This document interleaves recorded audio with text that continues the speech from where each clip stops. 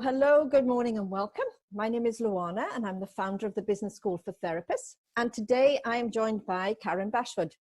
Now, Karen is a transformational coach and she shows people, amongst other things, how to reconnect to their authentic self, their true self, so that they can then go on to live a life, the sort of life that they would have dreamt of. And let's be honest, who doesn't want that? So good morning, how are you? Good morning. I'm good, thank you, Luna. Really good. Good, good. It's wonderful work because I'm sure it's very fulfilling to be able to help people to get back onto track and to go forward in a really positive way. I love it. I literally love it. It's just, how do we put it? It's wonderful watching women come from this space of feeling confused, somewhat lost, not necessarily belonging. To then be able to say, this is who I am. I'm confident to stand up and say, I'm not accepting this behavior anymore. And to actually know where they're going and what they want from life. And that's phenomenal. For me to see it happening, but for them to experience it. Yes, yes. No, I couldn't agree more. I think a lot of people are pushed and pulled by maybe what the world thinks they should be, what they've been told they could be, and most importantly, perhaps what they can't be. You know, everyone has an opinion. So, yeah. Definitely. And that's the trouble. We listen so much to other people that we forget we need to listen to ourselves. I agree. Now, I'm told that you are known as the manifesting lady. So I'm assuming that that's got a lot to do with, with what you do. So do you want to tell us a little bit more about that? Yes, I got the title because I used to go a lot of networking and just having conversations.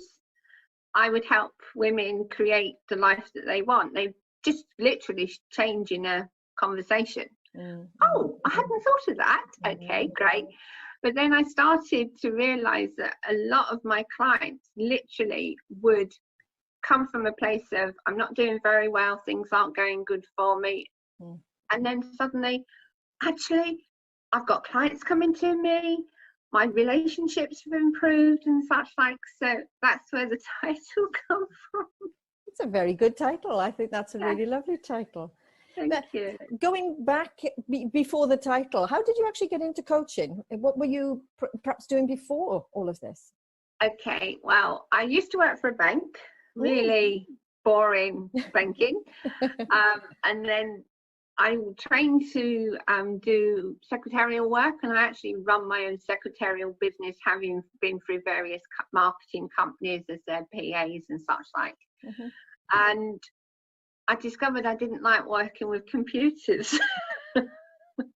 So it was a case of, okay, so what can I do instead? And I just love working with people.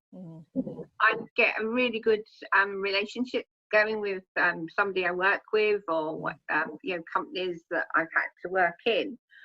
So I qualified as a hypnotherapist because I'd actually experienced hypnotherapy when I stopped smoking. I also qualified as an NLP practitioner. But one of the things is I'm psychic. So I could realize that I could bring that into the business as well. So it's a combination. And because of the training and my natural ability as a psychic, I found that I could create massive change in clients very, very quickly. And that's why it's gone the route it's gone. Okay. I've also trained as a hypnotherapist and NLP practitioner, and I think those two are such a brilliant combination. So I can see then why adding an intuitive guide, if you will, to that, very powerful. And I don't think that people understand just how much can be changed with hypnotherapy. I know there are a lot of myths out there. My favorite is the one where, you know, a person might ask, can you make me cluck like a chicken? Why we would want to make anyone cluck like chicken? Exactly. Why would we want to do that? There's so much more, isn't there? There's so much more that can be done with that. Perhaps you can give us your explanation of why you think that hypnotherapy is so effective. Well, I have a confession. I very rarely use hypnotherapy now. Okay. Because I've discovered that when you give the client the chance to just connect back to themselves, Right. they can change their mind without being hypnotized. I actually think that's part and parcel of hypnotherapy, to be honest. I think that it doesn't require, it certainly doesn't require the swinging watch like it did in days gone by. For me, hypnotherapy is going inwards. So it's helping the client to go inwards. Yeah. And I think that irrespective of if it's a traditional, we'll say hypnotic trance, I think the language is powerful because it is the questions. And as you say, connecting to their own inner guide, which is why when you talk to them, they say, oh, I never thought of that. Yeah. That would be it. Yeah. Yeah. Yeah. Okay. Very much. And mine's very, very powerful. We don't need to give suggestions. That we just need to ask them the questions and they will give themselves. I often find working with clients now that because they've got the clarity for themselves on how they connect with themselves after the first session, that they will actually be ahead of me. They'll be telling me, I've just done this. Oh, great. Well, that's self-hypnosis, isn't it? And I think, again, people don't realize we all have the ability. And anyone who's got lost in a book, being caught up in a football match or a rugby match or some sort of sport where they've forgotten the outside world, everyone's has that ability to go inside and be hypnotized. Okay. And you add something to the mix again, which is a little different, which is the tarot cards. I use tarot cards. These I just pulled a few actually, just to highlight the point. Okay. Tarots are very good visual. So if a client's been going through some drama and such like, this would be a very good one where it's about having the balance. So drama, we often find we spend a lot of time in the drama. We forget there's another side to the drama. Yes. This would be a good one that they'd probably pick for themselves, that indicates they need balance, that they need to stop pouring all the water into one cup and perhaps consider the other side. Yes. So that's a good one. But they're very, very visual, as you can see. So yes. What I do with clients, if they choose to, is they can use the cards for themselves. They can get a deck of cards themselves.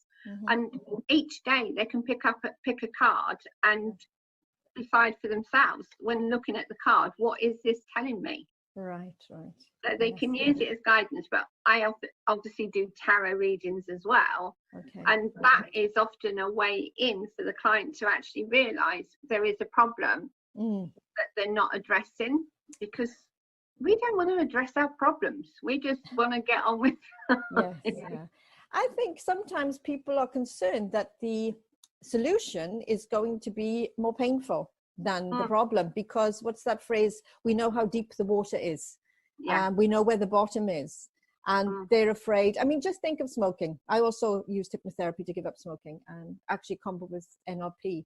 And there was a time there where you wonder if you actually can exist without smoking. Is it possible to continue to go out and etc.?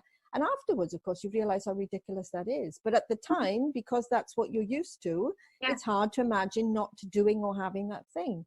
So I do think that people are a bit wary.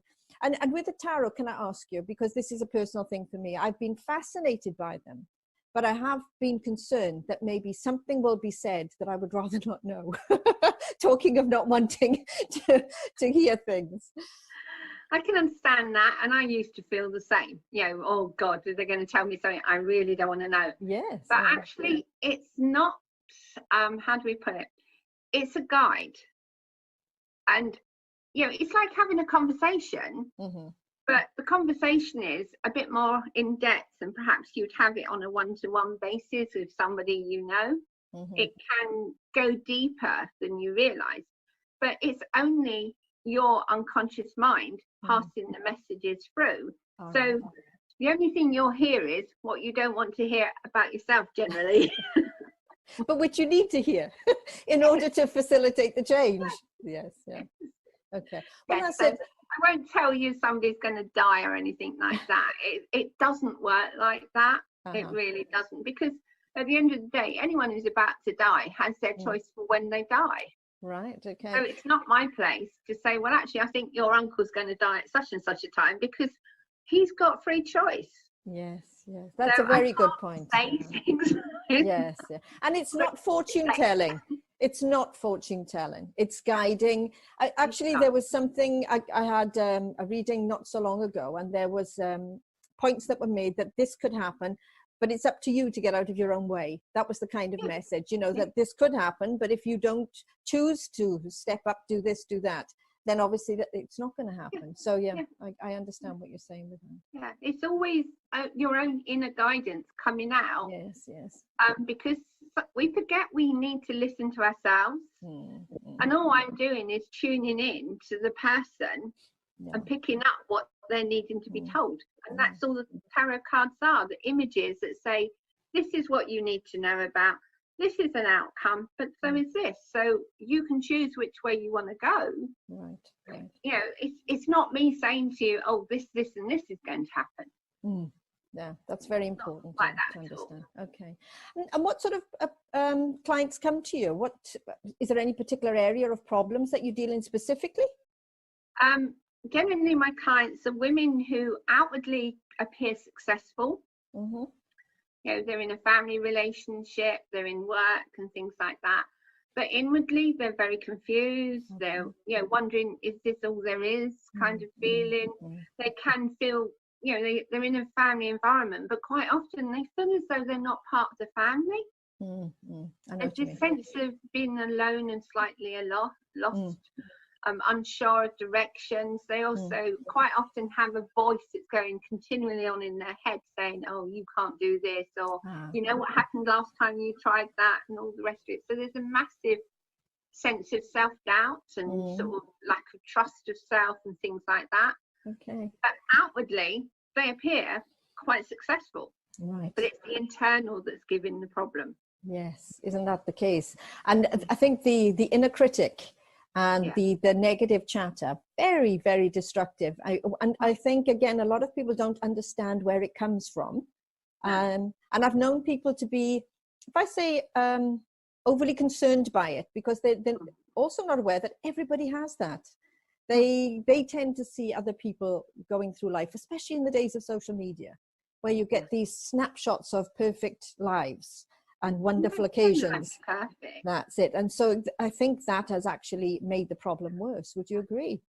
Yes, and the women I generally work with are ones that have had relationships with their mother and father that have been quite controlling, quite dominating, very manipulative. I wouldn't necessarily say narcissistic. They're not. The parents aren't happy within themselves, so it comes out onto their children. Yeah. And unfortunately, it carries through. Yes. So without realizing it, quite often a mother will pass it on to their daughter or son, who then passes it on to their children. Yeah. So it's stopping that story continuing, even if it's a case of like a parent will be quite controlling in one sense. A child will, once it's old enough and has its own children, will try and do the opposite, so they can be overprotective. Yes. So it's trying to bring the sense of self to the fore, so that actually it creates a different relationship to the future generations, but it also changes the relationship with the older generations. So it's kind of a ripple effect. I agree. And I think sometimes as parents, we know that with the best intentions, we can get things wrong. It's never done with malice. But I think it's about understanding the reasons why your parents did what they did and making peace with that and realizing, because I think a lot of these negative voices, for want of a better word, these thoughts, they are in place when we're very young. So we've actually perceived an action at a young age and given it a meaning at that age, and probably haven't questioned it since. And so taking that time to revisit it and review it without reliving it, and actually put it in its place, I think that in itself is hugely powerful and liberating. Yeah. Well, the way I work is we look to the past, and it's not just the past of the present life, but any past lives. Okay. We then deal with present situations. So what is it that's going on in their present situation that they want to change? and then we look to the future. So we actually put into place structures that will enable them to be more powerful in the future. But also, the way I work is I enable them to find the vision of their future and actually work on if they go into a long-term coaching with me, which is generally 6 months on my high-end program, they actually work on 2 aspects that they want to create. Okay. So in those 6 months, we've dealt with the past, we've dealt with the present, but we've also worked on the future. So they're actually creating what they really want in a more powerful way. So, yeah. Excellent. Now, visioning, visualization, vision boards, I know that sometimes these get, I would say, a bad rap. And there are people who would, if I put it politely, say it's unicorn poop. And but you know, how is that going to help? And yet again, it's been used forever by different people in different ways, and it is incredibly powerful. Why do you think it is incredibly powerful? How do you think it helps manifest? I'll use an example of John Arazaf, who is obviously a coach, sort of a manifestor, I suppose. He had on a vision board a picture of a house he wanted. He actually purchased that house without realizing it until he'd walked to the back of the house, where the picture was exactly what he'd had on his vision board. Yes. So if you constantly see something, your mind is working out how it can create it. Yes. But also, I very much believe that having that intention, you're putting it out to the universe. Yes, please, this is what I want. You're giving a clear message. And yes, some people say vision boards don't work. But if you do vision boards just based on what you're told and what you think you should be doing, no, they're not going to work because you don't connect with them. Yes. You have to connect with them in a deep level. So you need to do it intuitively. So there's ways that you can find what you really want intuitively. And that's what I help them do, is find it intuitively rather than just think this is what I should be going for. And I think that's where logic can also come in, because there's a point where maybe what you would like, it doesn't seem possible now. And so not even allowing yourself to dream of something like that. For me as well, I think we underestimate the fact that we are more powerful than your average computer and Google. We have our own reticular activation system, which will go out and seek things. I know someone who would not regard themselves at all spiritual, has never heard of the law of attraction, a very down-to-earth person who also ended up buying a house that they used to walk past when they were quite young, and they loved that house, and it was an internal feeling of one day I'm going to have that house. And they went on to build a small business. It wasn't anything massive. They worked very hard, but always with that in their mind, that that's what I'm aiming for. And exactly the same thing. They bought the house, moved into the house, and are happy in the house. I think it governs your decisions as you're going along, because you've got something to work towards. And the other thing I'd like to mention is I know there have been instances where something better has actually materialized. Oh, yeah. Because sometimes we can only dream so big because of our own limitations. So, you know, thinking that this or something better. Yeah. And something better can sometimes come that way. Yeah. Definitely. Oh, yeah. Well, this is why the work is so fascinating, isn't it? And that's why it's so rewarding to help people. Yes, that's it. To get things they didn't dream, or achieve things they didn't dream were possible, and really elevate their quality of life. Yeah, absolutely. And the thing is, for so many women, a lot of it is they don't realize that they don't feel loved. So they're seeking love. So they're seeking approval, external approval. Right. So they go out for relationships where somebody would appear to be very loving, but it's never going to really satisfy them until they actually discover that they can love themselves. Yes. So there's that element as well, is it's having that journey of realizing that you're born to love yourself. And unfortunately, you go through life believing, actually, I'm not lovable quite often. So, yeah. That's with yourself and loving yourself. I was going to say, that's the reconnection part, isn't it? To actually get back to the basics and to rediscover all the good qualities, because we don't actually have to do anything to be lovable or worthy. Simply existing is sufficient. Everything else is the cherry on the cake, I would say. And I think that's really important, because then again, that when you've reconnected and you are coming from a place of being grounded and strength, your choices change, your attitude changes. And when those change, you attract different people into your life. And as you say, you won't accept certain things anymore, because you'll think, no, I deserve better than that, quite rightly. You know, this is what I want and this is what I deserve. So yes. And it's having those boundaries as well, knowing what your own values are and what you won't step over, and you don't allow people to come into your lives, because you know that's not acceptable. That's right. And that's right. Women forget that. They allow themselves to, well, they just do it because they think they have to. Yes. Where in fact, you know, it's okay to say no. And this goes back to taking the time to work with someone like yourself, where you actually focus completely on yourself.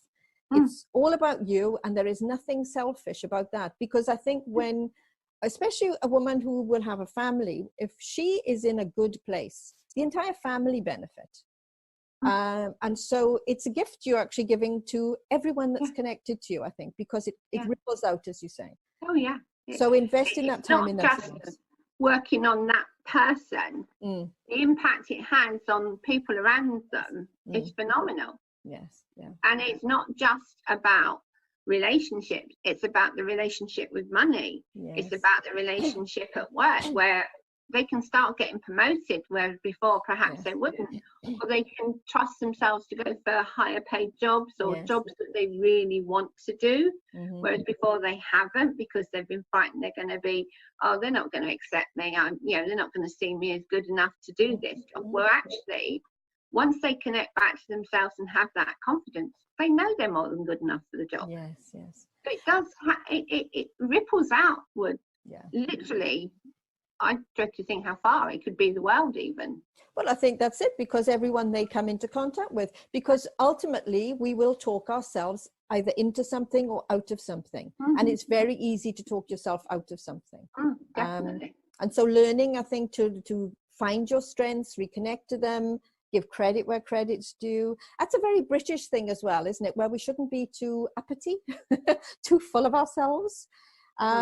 Whereas I think Oprah said it beautifully, where she said she is so full of herself that she has so much now to give other people. I think that is it in a nutshell, because if you are not feeling strong, if you are worried about various things, how can you possibly help and support, other people? So it's a gift. Yeah. And the thing about it is, it's a bit like the aeroplane situation, where if you need the oxygen mask, put it on yourself first, because you're dead otherwise. And you're not going to help anyone, are you? Exactly true. What a lot of women do to themselves is they forget that they need to be alive to be able to help other people. Including their own children, including their parents, including their partners. No, I agree completely. So Karen, tell me now, someone out there listening to this is now inspired and ready to put the work in to transform and to go on to live a better life. How would they connect with you? How can you help them? Well, the first thing we can do is to have a telephone conversation or a Zoom conversation. And that's really easy. Go to my website of karenbashford.com/exploratory call. And there's a facility to book a call in with me for 20 minutes. We will have a conversation, and I can explain more, obviously, how I work. I can understand more what they're needing, and because obviously this isn't for everyone. So I'm not going to work with somebody that I feel is not ready for the changes. I'm not going to take their money on that basis. It's not good for my energy, and it's certainly not good for their energy. That's right. So this is very much about, let's just find out what's going on for you. Let's see if we can work together. And let me explain how I work and what is available if you wish to work with me. So that's the 20-minute call, all complimentary, no charges or anything like that. And they can just go to my website for exploratory call. That's perfect. And of course, we will put the details. I'll make sure that they're below the video. Is there anything else that you would like to mention? Anything at all that you would want to bring up for anyone listening? One thing I would say, women are far stronger than they ever acknowledge. I would agree. I think that is definitely where they underestimate themselves, and I think that when they come into that strength, they really can achieve amazing things and move mountains. So it is well worth taking the time. Absolutely. Well, Karen, that's fascinating. Thank you so much. I've really enjoyed the chat, and I look forward to speaking to you again. Okay, lovely to be here, and thank you for taking the time. No, pleasure. Take care. Bye-bye. Bye-bye.